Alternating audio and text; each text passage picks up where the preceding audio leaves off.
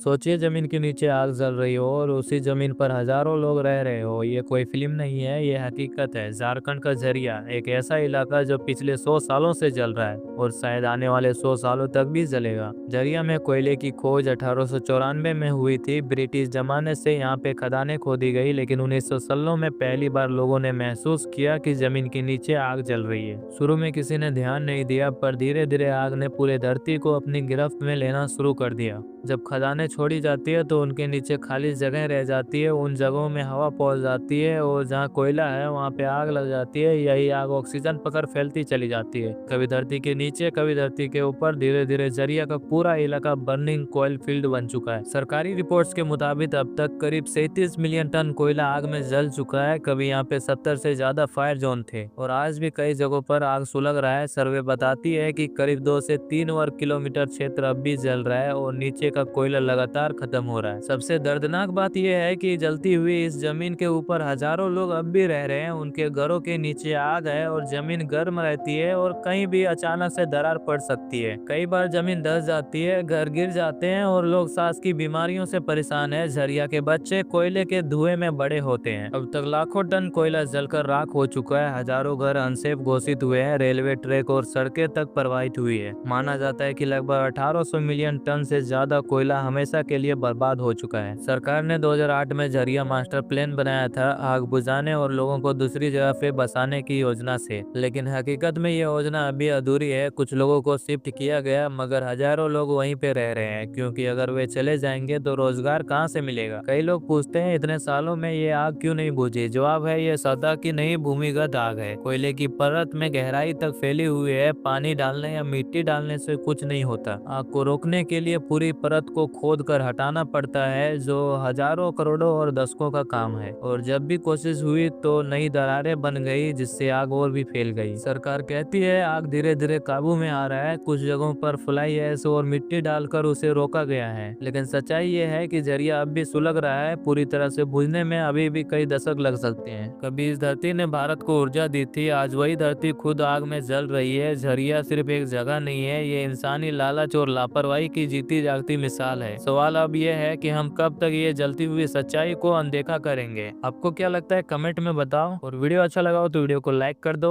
Subscribe कर दो, bell icon दबा दो। और वीडियो जब सबसे पहला जो नेक्स्ट वीडियो हम बनाएंगे तो सबसे पहले आपके पास जाएगा, इसलिए बेल आइकन दबाना जरूरी है। तो मिलते हैं नेक्स्ट वीडियो में।